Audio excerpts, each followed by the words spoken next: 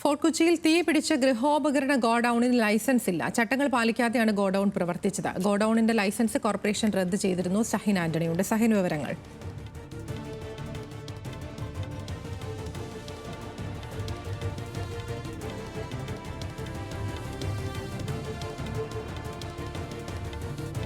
Fort കൊച്ചിയിലാണ് തീപിടിച്ച ഗൃഹോപകരണ ഗോഡൌണിന് licence ഇല്ല എന്ന കണ്ടെത്തൽ വന്നിരിക്കുന്നത്. ചട്ടങ്ങൾ പാലിക്കാതെയാണ് ഈ ഗോഡൌൺ പ്രവർത്തിച്ചത് എന്നുള്ളതുമാണ് മനസ്സിലാക്കുന്നത്. സഹിൻ ആന്റണിയുണ്ട്. സഹിൻ, വിവരങ്ങൾ.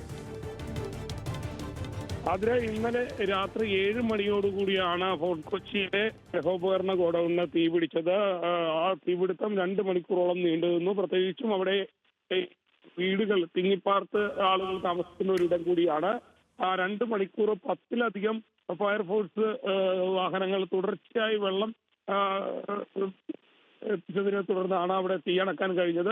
മാത്രമല്ല, ഈ സുപ്രധാനമായ വിവരം എന്ന് പറയുന്നത്, ഈ ഗോഡൌൺ പ്രവർത്തിച്ചിരുന്നത് യാതൊരുവിധ ലൈസൻസും ഇല്ലാതെയായിരുന്നു. കഴിഞ്ഞ ഏതാനും നാളുകളായി ഗോഡൌണിന്റെ പ്രവർത്തനം പൂർണ്ണമായും ലൈസൻസ് പൂർണ്ണമായും റദ്ദ് ചെയ്ത അവസ്ഥയിലാണ് ഉണ്ടായിരുന്നത്.